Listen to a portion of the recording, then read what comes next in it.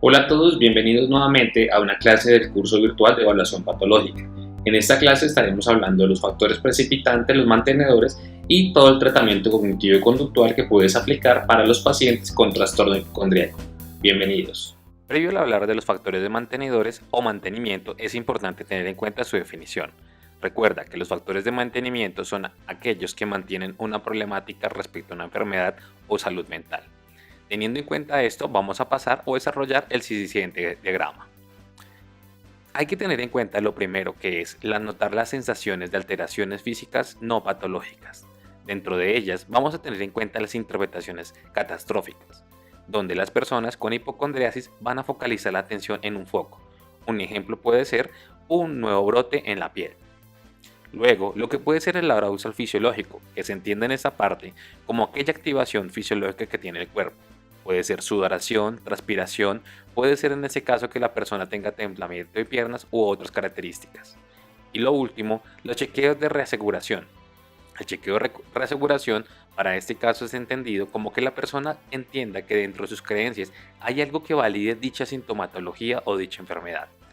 Los tres mencionados van a aumentar los síntomas temidos y luego a crear mayor interpretación catastrófica.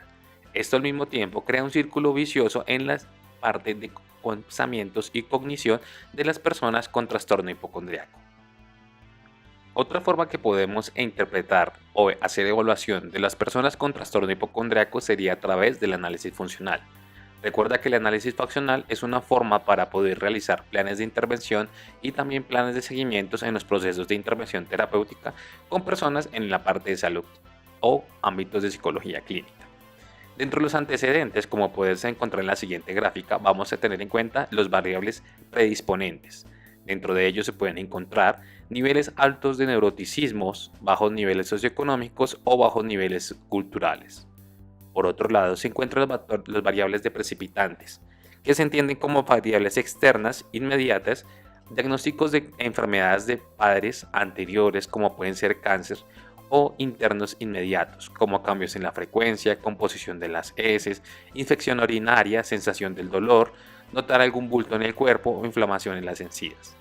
Dentro de las conductas que podemos encontrar en una persona con trastorno hipocondriaco, a niveles cognitivos. Recuerda que los niveles cognitivos hacen referencia a la parte mental. Una persona con enfermedad mental podría llegar a decir: estoy enferma y nadie me toma en serio. Cuando se den cuenta será demasiado tarde. ¿Para qué voy a hacer esas cosas si me voy a acabar muriendo? Cuando se encuentre lo que tengo, la familia se arrepentirán de lo que estoy viviendo. A niveles fisiológicos, presentan niveles de sensación de falta de aire, taticardia, palpitaciones, tensión muscular, pérdida de apetito, lloro muy frecuente y dificultades de concentración. A niveles emocionales, tristeza, angustia, impotencia, sensaciones o falta de control.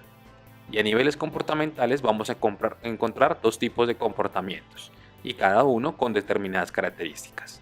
Respecto al escape, búsqueda de información a través de Internet, llamadas a sus parejas o familias, visitas frecuentes a sus médicos de cabecera o a su sistema de salud, comprobación constante de signos vitales como pues la temperatura, presión u otras características como la observación de la heces o fluidos corporales. Características de evitación como puede ser reducir las visitas a la familia o como último aislamiento y restricción conductual, que en estos casos pueden ser disminución de la conducta con la hermana, reducir las actividades placenteras o abandonar con tareas cotidianas. En su último nivel, las consecuencias. De las conductas de escape o evitación podemos encontrar que las personas presentan las siguientes características. Disminución de la ansiedad, también que se encuentra el refuerzo negativo. El incremento de conflictos en la pareja o en la familia como un castigo positivo. De las conductas de aislamiento y restricción vamos a encontrar incremento de la rumiación mental, focalización en el cuerpo, que es castigo positivo, o disminución del estado de ánimo, que se entiende como un castigo positivo. Desde una perspectiva psicológica, ¿cómo podemos hablar del desarrollo de la apocondriasis? Teniendo en cuenta la gráfica que ves en tu pantalla, hablamos de las experiencias previas. Las enfermedades en uno mismo o en un familiar, algún error médico que haya pasado a la persona, interpretación de síntomas o reacciones inapropiadas, como puede ser: mi madre murió de un tumor cerebral, siempre me he notado algún síntoma y he consultado con médicos y parecen serios.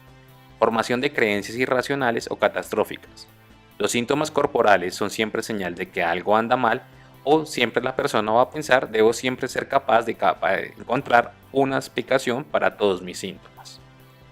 Las incidencias de haber vivido alguna situación crítica, un incidente o síntoma que pueda sugerir una enfermedad. Un ejemplo puede ser: uno de mis amigos que acaba de morir de un tumor cerebral y yo tengo más dolores de la cabeza últimamente.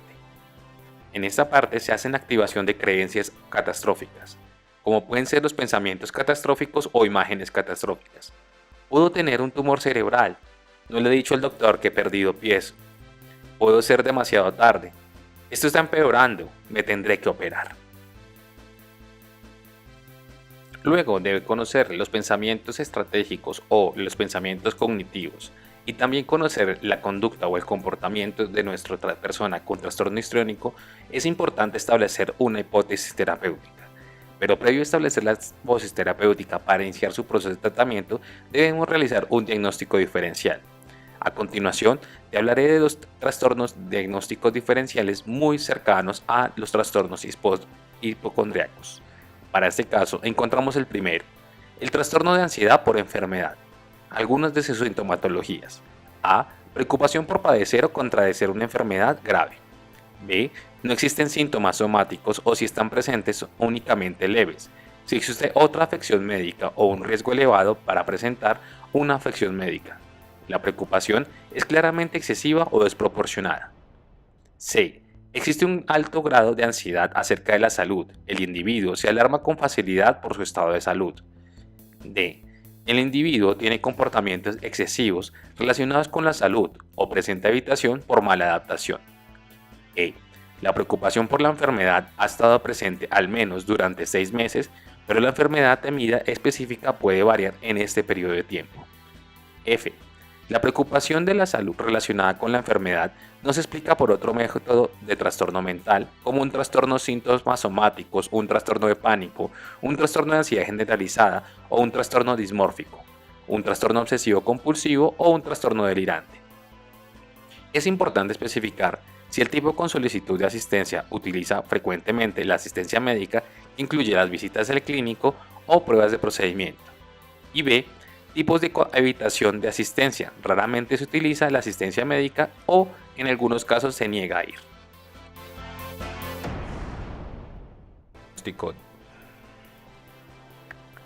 1, 2, 3, 1, 2, 3, 1, 2, 3, ya.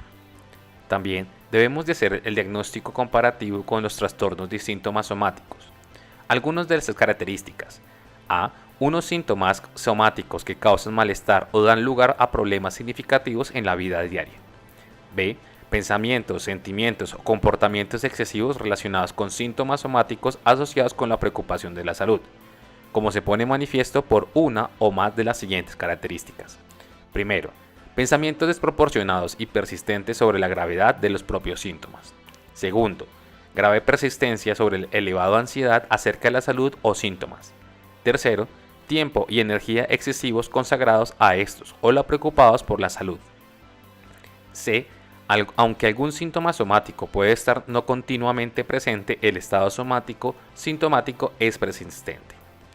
Dentro de ello debemos especificar lo siguiente: predominar con dolor o no, en este caso si es específico, aplicar a individuos cuyos síntomas sintomáticos implican sobre todo dolor. Especificar su persistencia. Un curso persistente se caracteriza por la presencia de síntomas intensos, alteración importante, duración prolongada durante mayor a 6 meses. Especificar si es una gravedad alta. Leve solo si cumple uno de los criterios especificados en el criterio B. Moderado si cumple 2 o más de los síntomas del criterio B. Y grave si cumple 2 o más de los síntomas especificados en el criterio B, además de existentes quejas somáticas.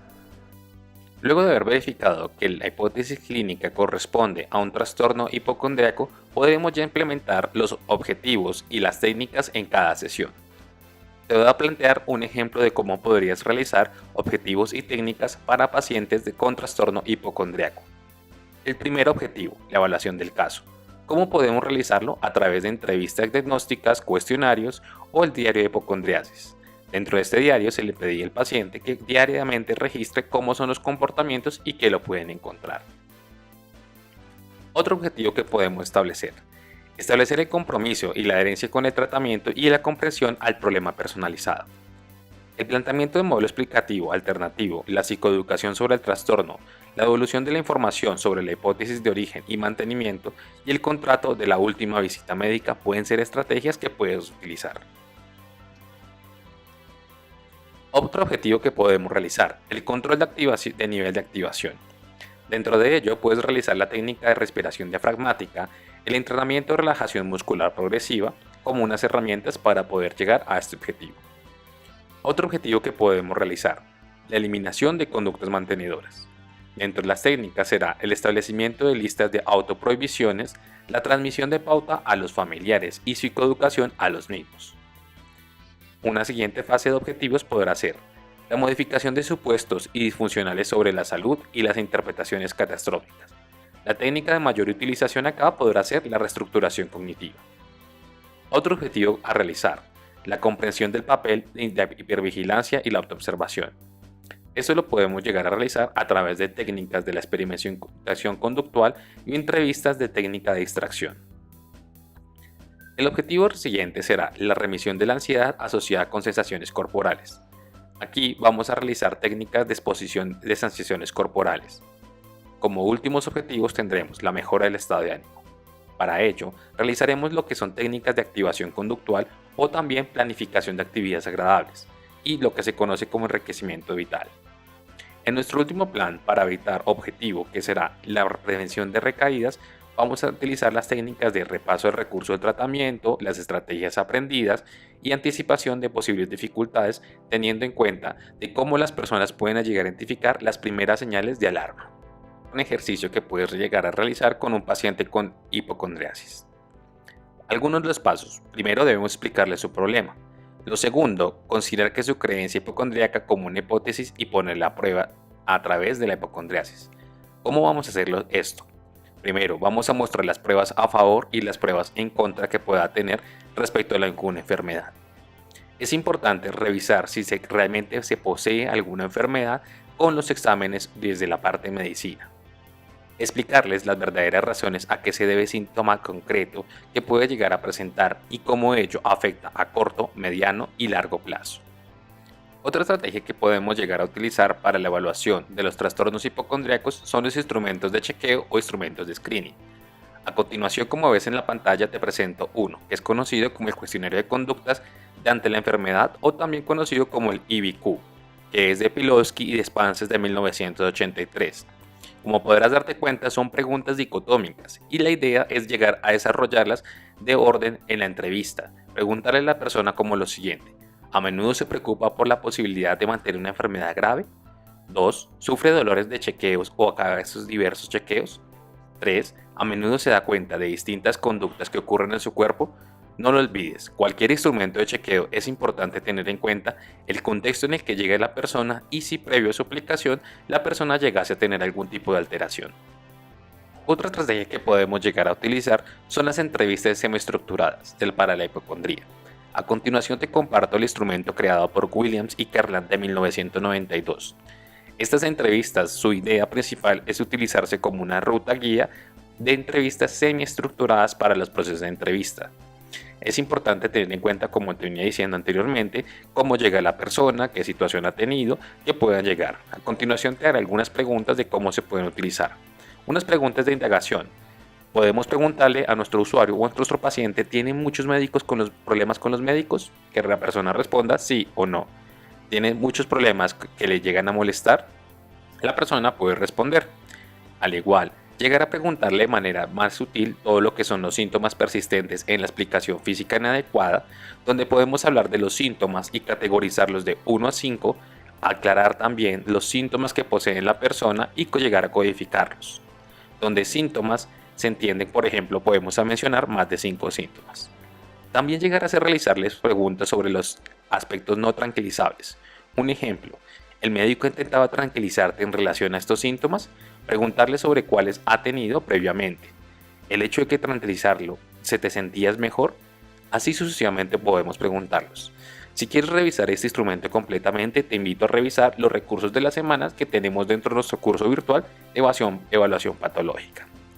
También podemos evaluar aspectos de miedo y convicción a la verdad, también lo que es los síntomas respecto al diagnóstico de hipocondría según el DSM, y también preguntarle sobre la hipocondriasis o su historia que puede llegar a tener previamente. Hemos llegado al final de nuestra clase referente a los trastornos hipocondríacos. Recuerda dejar nuestros comentarios, son de vital importancia para mejorar nuestros contenidos. También recuerda participar en el foro de la semana, donde estaré para ayudarte en todas las preguntas que tengas. Recuerda revisar los contenidos que se dan de tu gran formación. Nos veremos en una próxima ocasión. Hasta pronto.